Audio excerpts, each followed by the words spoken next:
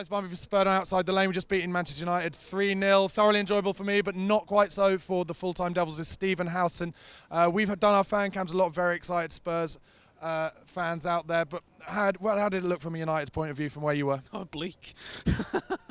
I don't know. We just said, haven't we? 15 years. Yeah. We've not tasted defeat here, and I think I'd take all of those 15 years back and a couple of defeats in between to not taste that again. Yeah. That was bad.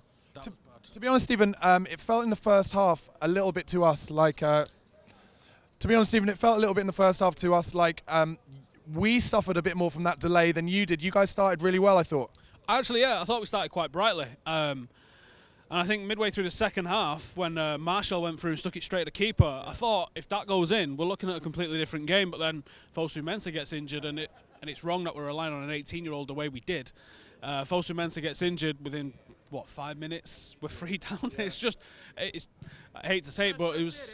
We're top of the league. We're top of the league. Yeah, go on. So you were saying about how once Fosu-Mensah came off, it all changed around. Well, yeah, three rapid goals, and it felt like the kicking that we got at the Emirates at the start of the season. It was shades of that. We were just completely outclassed. As I said to you when we did our preview, I don't think you guys are a flash in the pan in the top 3. I think you're sticking around, which is worrying from our perspective. When you look at both of our starting 11s today, we're miles off. Yeah.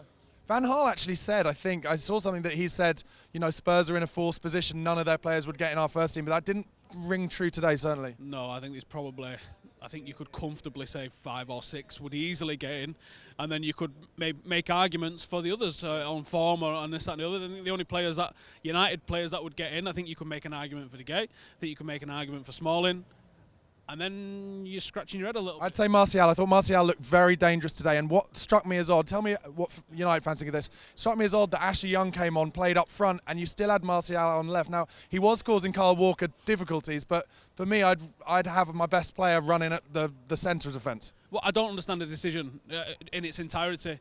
Monday night I was at the under-21s when Ashley Young played as a number 9, and it was a surprise then. But it wasn't like he played well there. He played and was rubbish. Right. And he was offside constantly. He created nothing. It was rubbish. So why that then leads on to him maybe starting ahead of someone like Memphis, who we know can play down the middle, who's been begging for chances and is deserving of chances, over Ashley Young, who's been out with injury and has been rubbish in this position in the 21s. I don't understand it. I mean, I don't know why Rashford went off. I don't know if it was an injury or whatever. No idea. But to bring Ashley Young on in them circumstances, it's mind-boggling. Yeah, and just finally, I've played a lot of teams, managers in the Premier League, and I've spoken to a lot of sportsman clubs who've said that Spurs are the best team they've played this season. How do we rank up there from what you've seen across the season?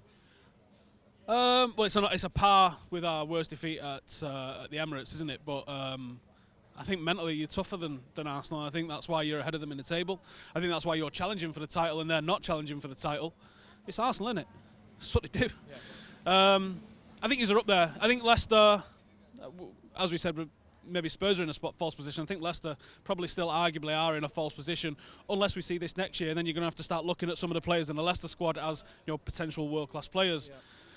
For me, like I said, I think he's sticking around in this top 2, top 3 for a long time, and I think you'll challenge again next year. And I think from what we saw in the early 90s with Manchester United, when we knew it was a good side and we needed just that one player, and that Cantona came in and changed us from being a contenders to a champion, I think you're probably a real absolute killer away from being that title-winning side. And I think if you can, because you're going to have money in the summer, let's face it, if you can find someone in the summer and keep hold of everyone, and I think you will keep hold of everyone, then you're going to be a nightmare next year. I think it's as simple as that.